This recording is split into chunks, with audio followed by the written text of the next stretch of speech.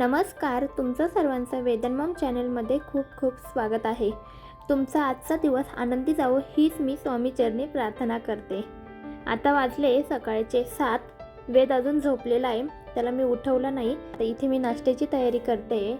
नाश्त्यासाठी ना म्हणजे रात्री ना काही चपात्या उरलेल्या होत्या आणि चहा चपाती हा नाश्ता आमचा दोघांचा एक खूप फेवरेट आहे.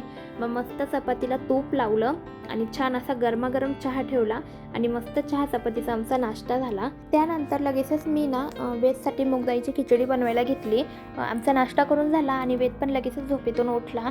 आता आज नेमके ना घरामध्ये फ्रूट्स पण नव्हते त्याला देण्यासाठी. कालच फ्रूट संपून गेले आणि पावसामुळे काही बाहेर जायला जमलं नाही, म्हणून मी वेदसाठी ना मूगडाळीची खिचडी बनवायला घेतली आणि त्याला पण अशी मस्त गरमागरम मूगडाळीची खिचडी खूप आवडते. मग मूगडाळीची खिचडीच बनवू म्हटलं. पाऊस उघडला की मग दुपारी किंवा मग सायंकाळी बाहेर जाऊन ना त्याच्यासाठी फ्रूट्स पण घेऊन येऊ.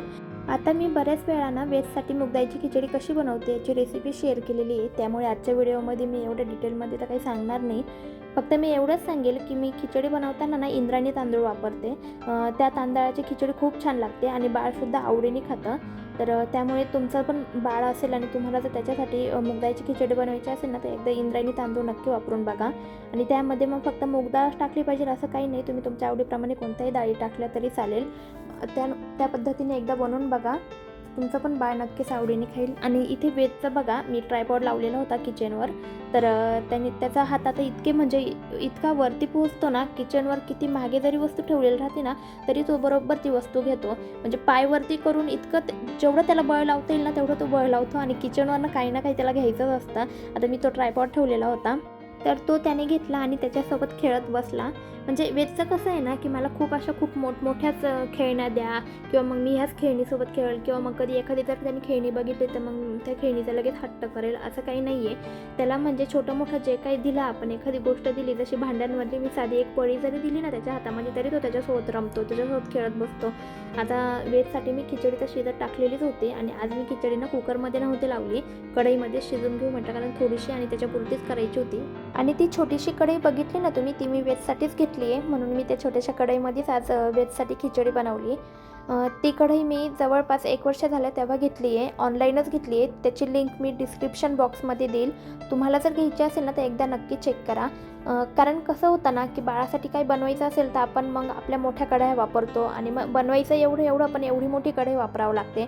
म्हणून ती कढई ना खूप छान आहे, अगदी छोटीशी आहे आणि बाळासाठी काही बनवायचं असेल ना तर पटकन बनवता येतं आणि कढईची क्वालिटी पण खूप छान आहे. जर तुम्हाला पण ती कढई घ्यायची असेल ना तर मी डिस्क्रिप्शन बॉक्समध्ये लिंक देते, एकदा नक्की चेक करा.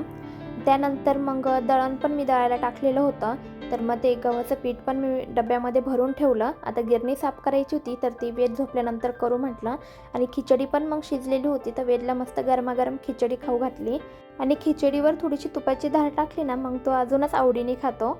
वेदचं जेवण झालं आणि त्यानंतर वेदचा हट्ट चालू झाला की मला झोळीत बसायचं आहे. म्हणजे त्याला झोळीमध्ये बसून ना खेळायचं असतं, त्याला मजा येते ह्या झोळीमध्ये बसून खेळायला. मग वेदच्या पप्पांनी वेदला झोळीमध्ये बसवलं आणि त्या दोघांचं मस्त खेळणं चालू होतं. तोपर्यंत मी गिरणी पण साफ करून घेतली. वेद थोडा वेळ झोळीत खेळला, त्याच्यानंतर मग झोळीतून बाहेर आला आणि अशी त्याची मस्ती चालू होती. आता ही गाडी पण मी ऑनलाईनच घेतलेली आहे, मी मागे एका व्हिडिओमध्ये पण सांगितलं होतं. ही गाडी खरंच खूप छान आहे, लहान बाळांना असे लगेच रमून जाता. आता वेद सुरुवातीला ना ह्या गाडीकडे बघतसुद्धा नव्हता, म्हणजे बऱ्याच वेळा त्याला स्वतःहून सांगावं लागायचं की वेद अरे गाडी घेतली ना तुझ्यासाठी तर मग खेळ, तिच्यावर बस खेळ, पण नाही. पण नंतर हळूहळू त्याला सवय होऊन गेली आणि आता ती गाडी अजिबात सोडत नाही. तो मस्त एन्जॉय करतो, त्या गाडीवर बसून छान असा खेळतो. वेदचं खेळणं झालं त्यानंतर मी त्याला भेळ तयार करून दिली आणि मग तो इथे ना भेळ खात बसला. आता वेद ना मोठा होतोय त्यामुळे त्याची अशी छोटी मस्ती ना मला कॅमेऱ्यामध्ये कॅप्चर करून ठेवावी वाटते, कारण ना तो मोठा होईल त्याच्यानंतर मला पण जेव्हा मला हे व्हिडिओज बघायची आठवण होईल की वेद लहानपणी कसा करत होता, वेद कसा होता, वेद कशा ॲक्टिव्हिटीज करायचा, या सगळ्या गोष्टी मी मला जेव्हा पाहिजे तेव्हा बघू शकते आणि वेदला पण मी मोठ्यापणी ह्या सर्व गोष्टी दाखवू शकते. म्हणून मी ना या छोट्या व्हिडिओज माझ्या मोबाईलमध्ये कॅप्चर करून ठेवते आणि त्याच व्हिडिओ मी तुम्हाला ब्लॉगच्या माध्यमातून दाखवत असते. तर आज माझा बराच वेळ वेदसोबत गेला. तर तुम्हाला आजचा ब्लॉग कसा वाटला ते मला कमेंटमध्ये नक्की कळवा. आवडला असेल तर माझ्या चॅनलला सबस्क्राईब नक्की करा. बाय.